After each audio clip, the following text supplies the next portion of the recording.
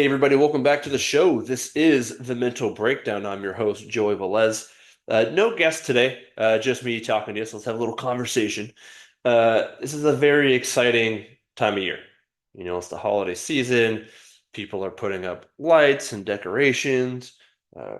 People are walking around with their Santa hats on. Um, I'm not a big fan of the cold, but you know what? You just put a sweater on and you press.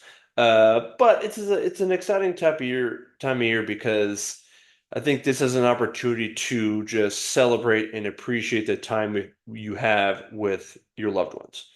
Whether it's talking to friends you've known for a long time, and just kind of reconnecting because everybody's usually back in town or something like that. Maybe it's even with new friends in new environments that you're in, so being able to celebrate uh, a holiday season with them for the first time. I think it's just another chance to build connection with those people that are involved in your life. And social connection is a very important thing. It provides much needed, positive emotion, whether that's through laughter, joy, appreciation. But I think it also provides you that support to get through those hard times, those challenges that we all go through. And I know that's something that I'm always grateful for. I got all my boys back home. Just sent them a text this morning, letting them know I'll be home. Like, let's get a chance to get together, and just seeing some of the responses. It always feels good because I think being several states away, you don't talk to people that much. We get older, people have families, people have kids. So I think just really grateful that they're still there for me throughout this time. But then I think also with new friends, moving to new areas, especially smaller towns, it's not always so easy to make friends, but just being able to connect with a couple of people here locally and being able to have just like a small holiday get together, I think is something that's very meaningful to me and something I appreciate very much. But I was reading a book the other day, and a quote was in there, and it said, "The fear of no is greater than the desire for freedom." And I think what we're really talking about here is having more of a avoidance mentality versus an approach mentality. I'm more concerned with making sure something doesn't happen as opposed to making something happen. And nobody wants to fail. Nobody wants to hear the word no. However, there's always going to be that inherent risk, no matter the environment, no matter the situation. If you flip a coin, you're going to get heads or tails. Maybe at work, if you're asking for a raise, you're going to get a yes or you're going to get a no. Whether you're playing any type of game, any sort of performance, you are going to win or you are going to lose. Even having a tough conversation, you're either going to get what you want out of that conversation or you're not.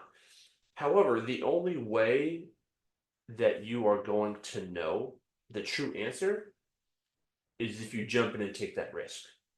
Will Smith talked about how oftentimes the greatest things in life are on the other side of fear. So, yes, big decisions, conversations, they can be scary, but pushing through those barriers can open you up to not just the outcome you either want or don't want, but open you up to new experiences, new feelings, new ways of living, but then also new ways of thinking. So what can you do? I think it starts with having some sort of cognitive reframing strategy in your back pocket. And I like to think of this as a lot of us tend to default to what if I fail? I think that makes sense, right? We don't want to do it. We want a contingency plan, but we never really look at the side of what if I succeed? So I think in those moments, let's say you are asking for a raise and you tell yourself, what if I don't get it? Well, that's okay. Reframe it. Well, what happens if I do get it?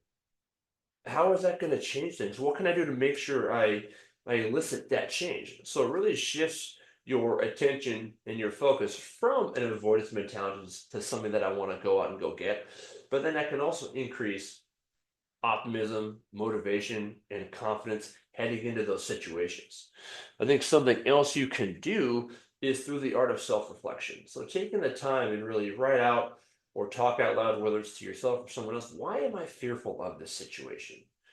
I think what this can do is it can provide you insight into maybe what your values are, maybe what your beliefs are that are causing you to be fearful in this situation.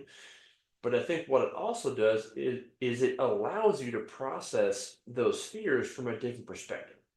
If I'm writing it out on paper, I can now see I can actually see those thoughts in real time. If I'm having a conversation with an individual, I can hear those thoughts in real time as opposed to letting them just marinate up in my brain, up in my mind. And I think what that can do is it allows you to look at that situation from a more objective standpoint.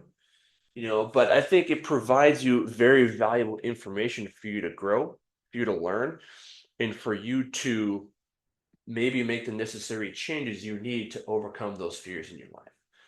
So don't run from your fears, face them head on. You may find that when you do, that you're more capable than you actually realize. And that's what I got for you all today. Don't forget to like, subscribe, download, follow the podcast on all of your streaming platforms. Don't forget to go ahead to the YouTube channel and look at some of the latest interviews I've done. That's at Velez Mental Performance. But then there's also, go ahead and follow me on social media, at Velez Mental Performance as well. And then that's what I got. So thank you all for taking that time to listen. Have a good rest of your day. And don't forget, today is always a great day to make an impact. Have a good one, y'all.